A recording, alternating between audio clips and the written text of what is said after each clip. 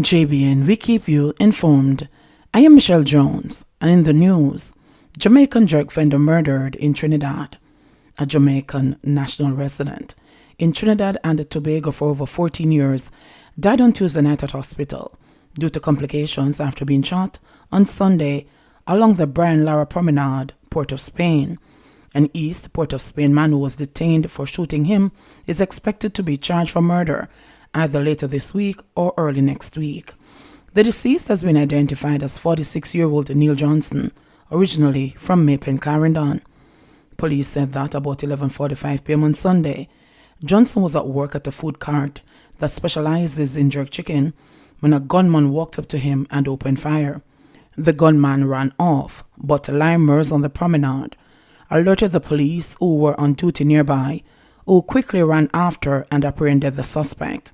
Johnson, in the meantime, was taken to the Port of Spain General Hospital, and the suspect was taken to the Port of Spain CID, where he was questioned. Police sergeant hit down by a truck during spot check in Clarendon. A police sergeant was hit down by a truck during a police spot check in Clarendon on Wednesday afternoon. The police say it appears that the driver of the truck was not alert and lost control of the vehicle that hit the policeman. Head of the Constabulary's Public Safety and the Traffic Enforcement Branch, Senior Superintendent of Police SSP Gary McKenzie, says the incident happened on the Four Paths Main Road at about midday. He says the section of the road where the accident happened has been badly affected by the recent heavy rainfall. McKenzie says the police are probing the incident and have questioned the driver. Central Village men facing assault and illegal firearm charges. 2 men have been charged with assault of common law and illegal possession of a firearm in connection to an incident in Central Village in St. Catherine on Tuesday. Charged are 39-year-old Oswald Alcombe, otherwise called Biggs, and a 29-year-old Charlton Balford, otherwise called Not Nice, both of Central Village, St. Catherine. It is reported that the complainant was at home when his door was kicked in by Holcombe and Balford, who pointed a firearm at him and threatened him. A report was made to the police, and both men were later arrested and subsequently charged after a question and answer session. Their court dates are being finalized. As an employee shot by JDF soldier. Police and the Jamaica Defence Force personnel were this afternoon at the Azan Supercenter in Crossroads, Kingston, following the shooting of an employee by an off-duty soldier. Kamal Hassan, the store's general manager, confirmed that the employee is currently in hospital undergoing surgery. The incident happened about 12:20 p.m. at the entrance of the parking lot area.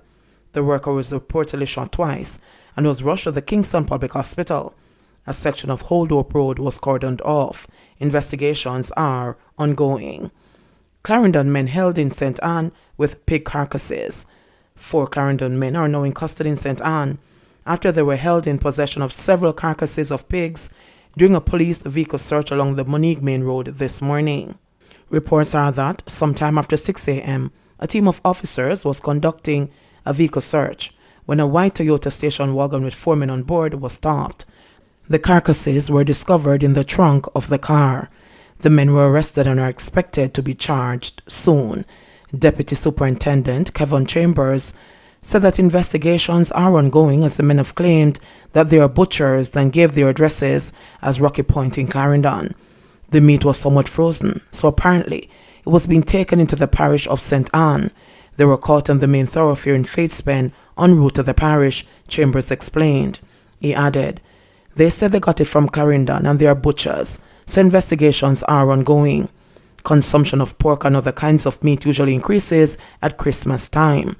Earlier this month, some meat suppliers and vendors in St. Catherine raised concerns that there might be a shortage of pork this holiday season.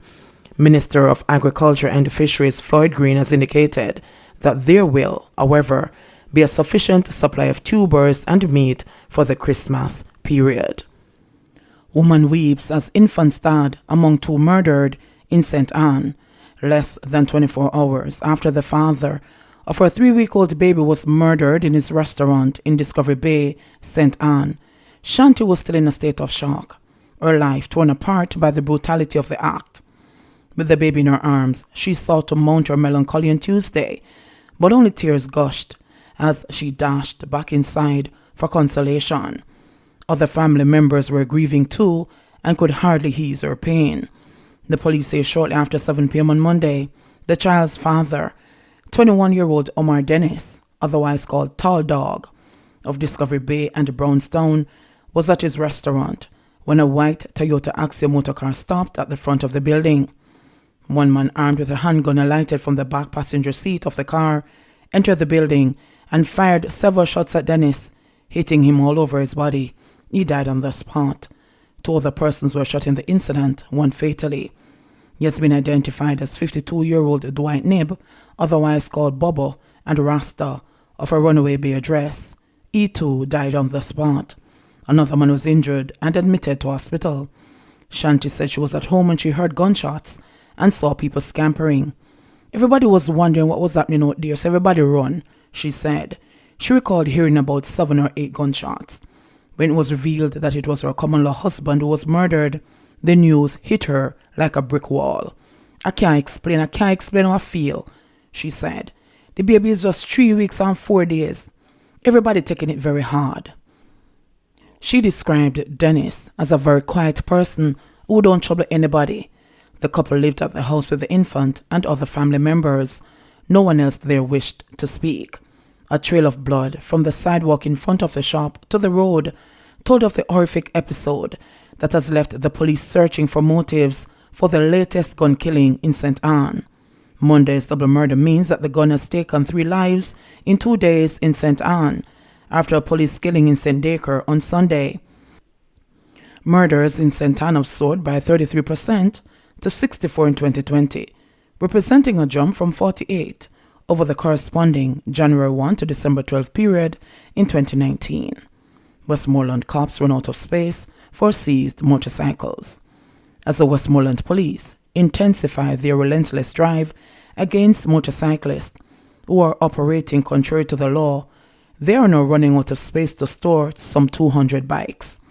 We just don't have any more space to store motorcycles. Just this week alone, we have seized 14 motorcycles and prosecuted several motorists for various road traffic breaches, said Deputy Superintendent of Police Adrian Hamilton, in explaining the situation in the parish, which is considered the nation's motorcycle capital. Hamilton was speaking at the recent monthly meeting of the Westmoreland Municipal Corporation, said some 132 tickets have been issued to motorcyclists who continue to flout the traffic laws and endanger other users of the road. Of the number of offenders, 24 motorists were issued tickets for failing to wear protective helmets. It is over 2 years now that we have been facing this challenge in terms of a location for storage when these illegal motorcycles are seized, explained Hamilton. I can tell you that, unlike other vehicles, when you seize motorcycles, most of the times the owners don't come for them.